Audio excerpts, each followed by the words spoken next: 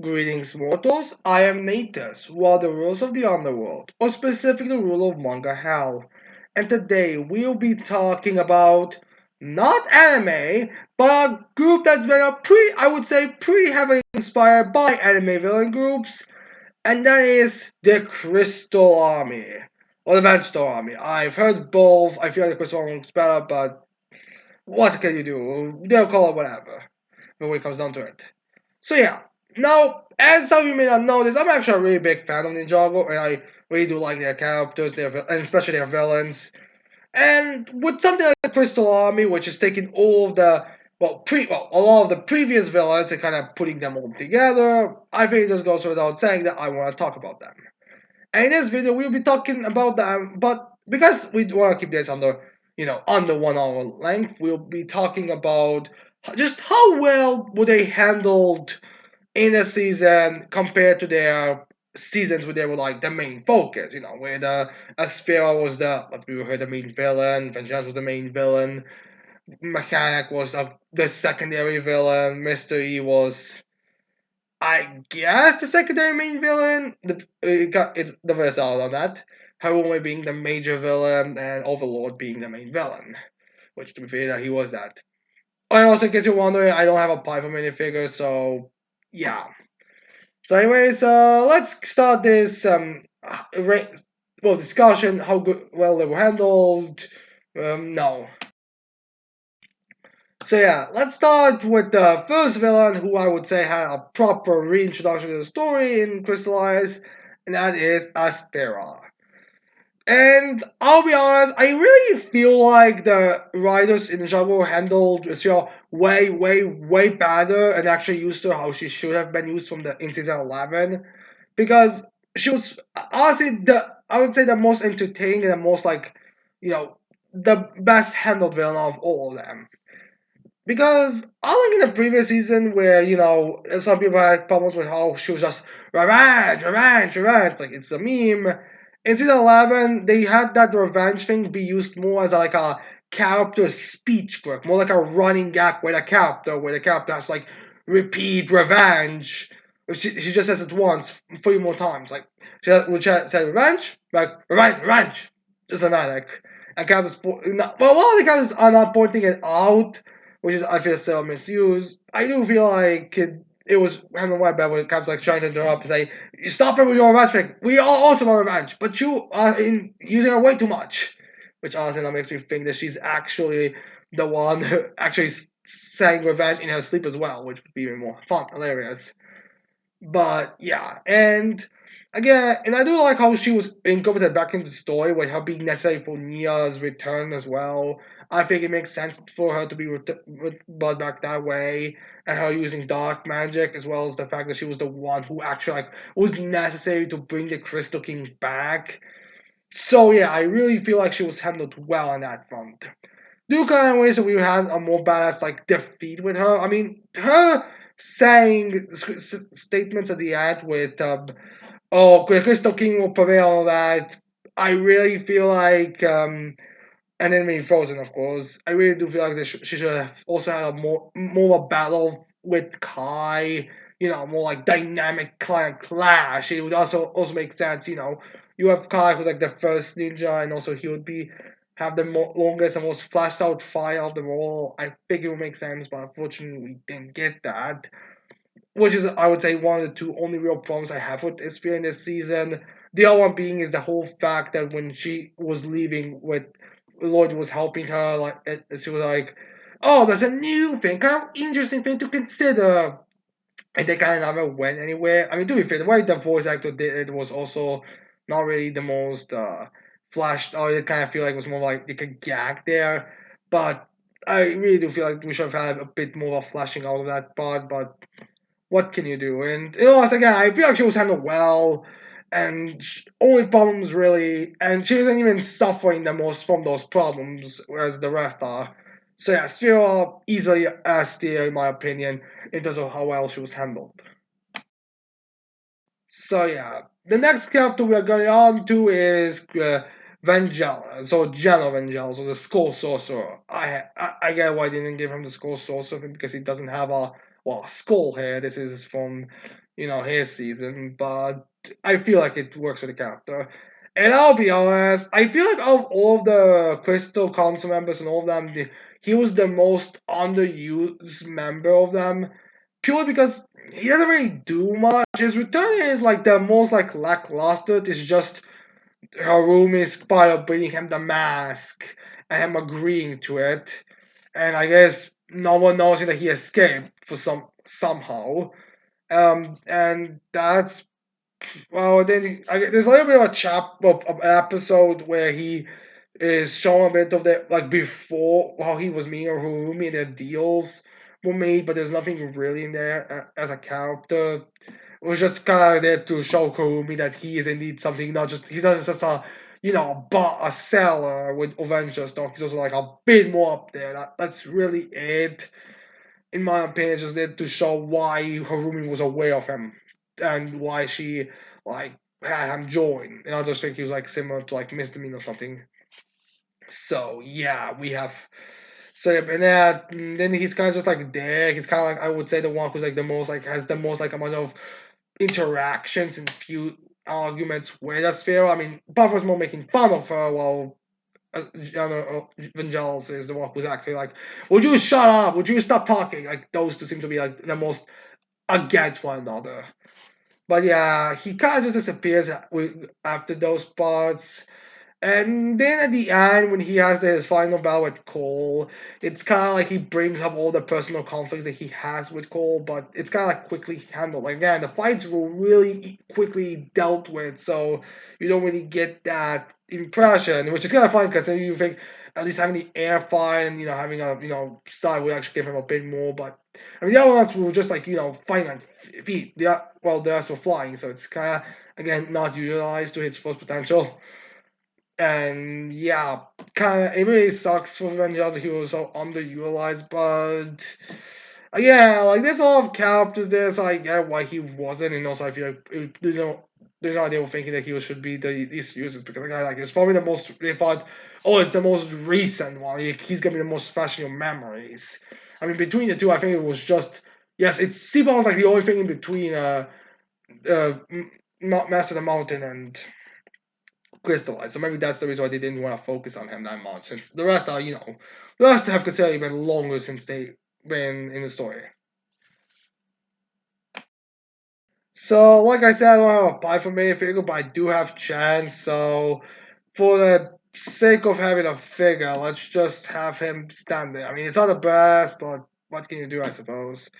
So, yeah, Pi 4 as it stands. If I got a figure, it would be better if I just do this way. Since there's a Pi 4. Yeah, let's also swap the hat. Yeah, let's have that. I think that will work better. So yeah, Pythor, as it stands, he was pretty much just a comic relief character this season. And it's not like Pythor was more serious, but it's clear that they just wanted him to be comedic.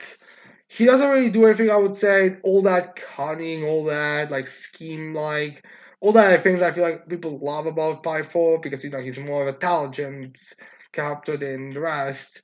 So with the season having him be relegated to comedy is very unfortunate. I mean, not to say that his jokes aren't funny and they do make sense and they're in character. It's the only thing he really does in the season. That's where I feel like there's a lot of problem going on with him. Plus, it's kind of funny how he should, in honesty, be like the left hand of the Crystal King.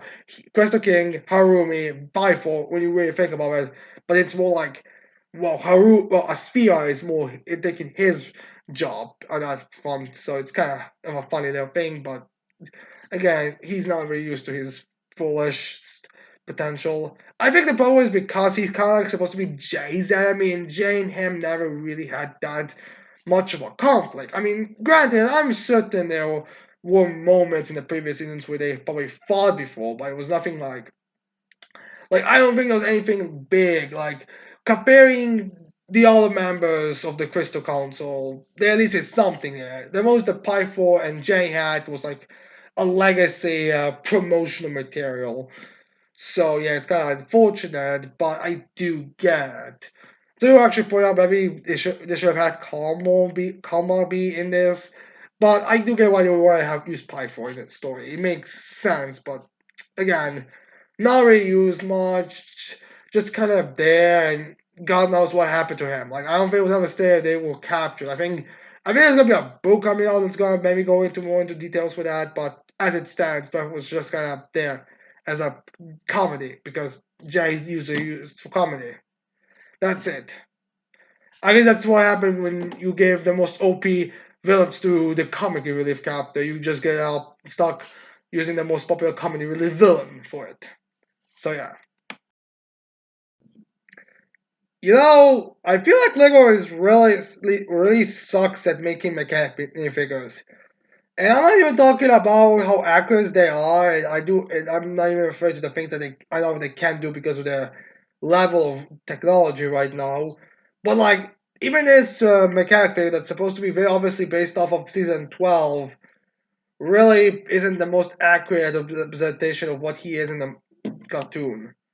But yeah, we'll be talking about mechanic for now. And again, he's similar to Aspera, has like his own kind of episode or episodes where how he's being returned with the ninja be like, what about mechanic? He's ranked up and stuff like that, as well as them having like a bit of a conflict with him and trying to impersonate and all that stuff.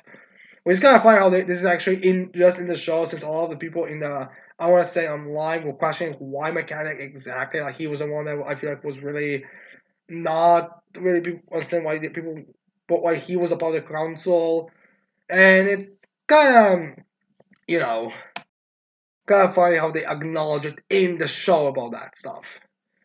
So yeah. Now, as for the rest of the after the whole impersonation, he just kind of joins up back with the Crystal Council. I kind of really want to see how that conversation went. Like, did the Crystal Spider like follow him after informing of filming the ninja and had him there, or was it like the Crystal Spider was like giving him new locations for attack? I'm assuming he was in the temple because he said like, "Oh, I love these things" when he was activating them to blow up. But yeah, it's still kind of weird that front, and yeah. So he was kind of like the more the ground. I want to say he was kind of more the grounded one to Vangelis and Asphera's up there. Well, their heads in the clouds about where they are from. Since he was like, you two are like the where I come from. You two are known as the kiss ups and stuff like that.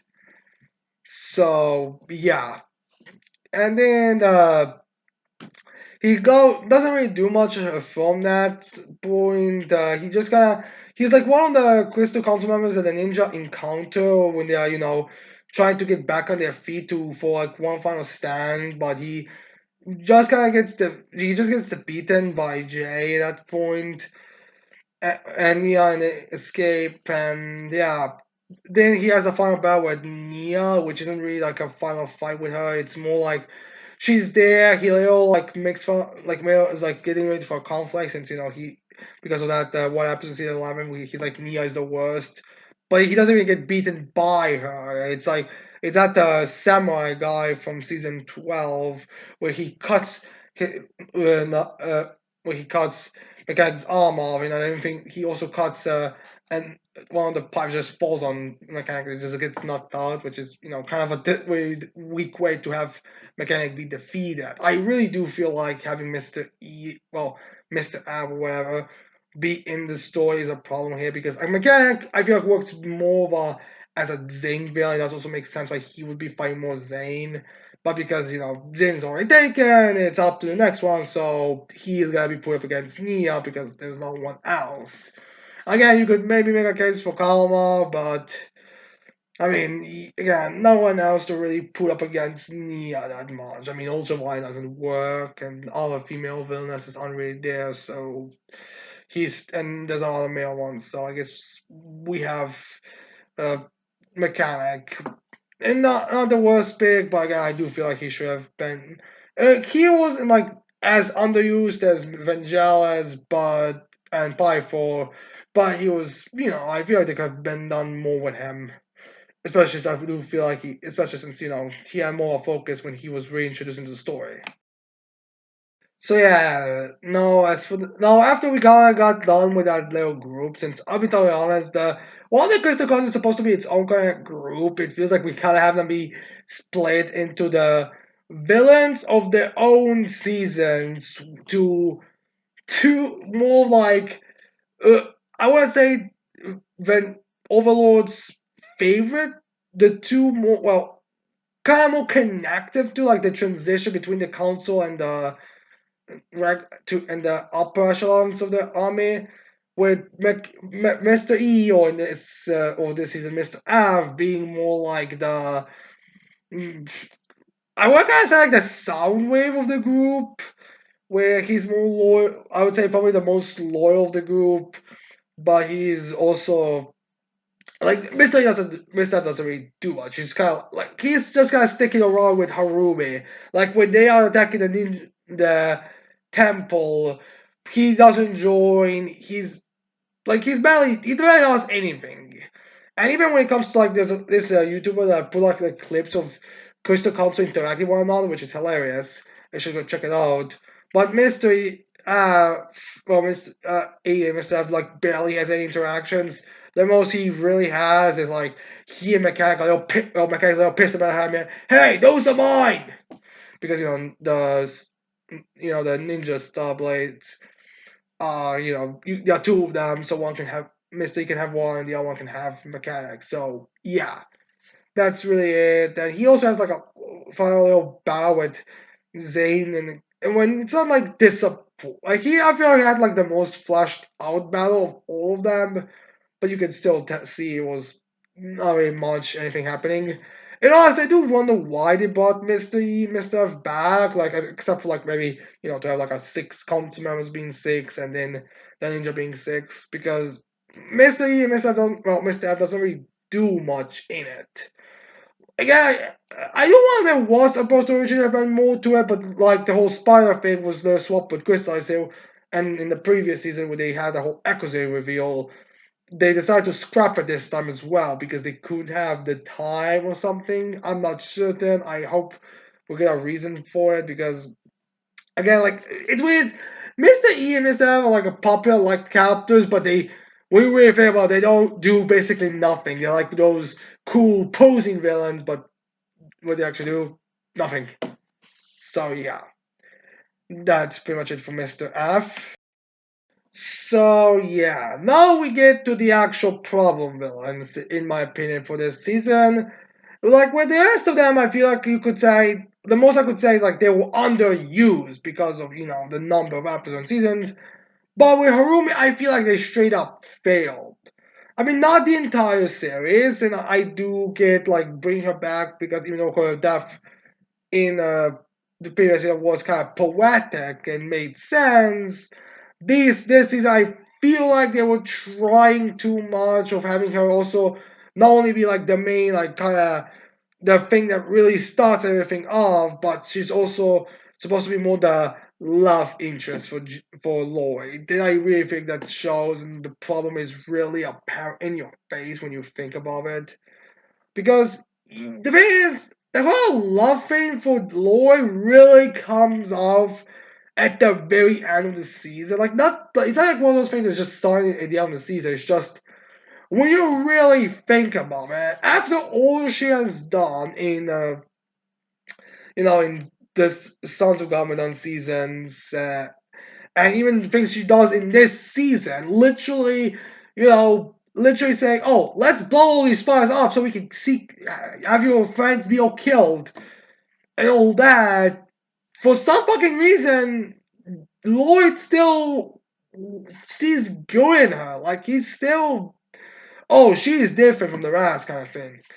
Like, and I generally don't get why. And her as well, throughout the season, she has no interest into it, and she's all for making Lloyd suffer, but for some fucking reason, at the very end, she's like, alright, I guess Lloyd's somewhat sweet. Okay, this does feel like we're going too far.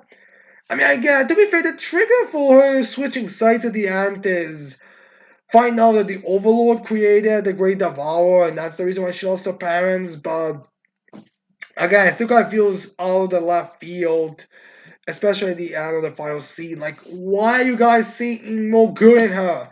She's just as evil, if not more so, than the rest of the Crystal Council. I mean, hell, Vangelis, you could just say, was more too greedy, and too focusing on the Mount and Shantara than he should, but only considering the people who live in the city to be actual people that could work for him as slaves and whatever. Well, Esphira was just was driven insane by revenge. But Harumi, like, I don't really see. I mean, you could say that she was in the same boat as Esphira, also with the whole revenge thing, but that's really it. Like, again, nothing was wrong with her up until like the end when they were really trying to force that Lord Harumi ship. Kind of like, we need these two to be together because the rest of the ninja have love interests, but it just doesn't work. It's really bad, and honestly, kind of ruins the character, in my opinion. Just kind of, it really feels forced. That's what I'm saying. It's just really terribly handled. Like, what would they think? Yeah, I get it. Go give all the ninja love interests since Lloyd doesn't have anyone, but I don't know. I feel like you could have just kept him fixing his relationship with his father and having a more better father-son dynamic with Gamadon, and that would have been better than giving him a love interest. Plus, Lloyd isn't even the same age as the rest of them. He just skipped the hormone. No, he just skipped the puberty and went straight to an 18 or whatever, 19-year-old or whatever the ninja is supposed to be. So I don't even get this. It was really a terribly handled ship. Like, this really should have just ended. Like, this really should have just ended after Sons of Garmadon, and it should have just straight up kept as a straight up villain. That's it. Like, maybe you could still have her go up against Overlord, but just have Overlord kill her. No love princess thing. Like, it was really a tough decision. That's all I'm gonna say. So yeah, now we finished with the console. Now it's time for the main villain himself, the Overlord, the Crystal King. Okay, the guy who has way, way, way too many forms. Yes, my god does Overlord have a lot of forms. So yeah, let's talk. Now, with discussing the main villain such as Overlord is a bit difficult. But I feel like the way they've done it up until the end, Cemetery was well. They really do give this feeling of threat to his resurrection, seeing the backstory about how everything was kind of coming to place makes sense. Him just trying to outbalance the light and darkness by making the light more powerful than the light was really like a good thing to do. And also just make you kind of wonder what is light and what is dark and all that. Like, what is the best of the two worlds? I really do feel like that concept haven't really worked. Plus, his new design, as well as when he was like in that monster form, was really awesome looking, and really gave the impression of supreme power. Especially when he was like getting ready to destroy everything, and then Lloyd was there, be like, "Oh, do not worry, it's gonna be over soon." And the fact he actually gives Lloyd a chance to join because only and all that, and it was, I feel like that part was really well handled. What wasn't well handled was how he was defeated, which again, I don't know how many times I already said in this video, but it was too short, and they needed more time to flesh it out. With the and yeah, the fight was a bit more too one sided when it came to like having the pack up as a bit of a power up.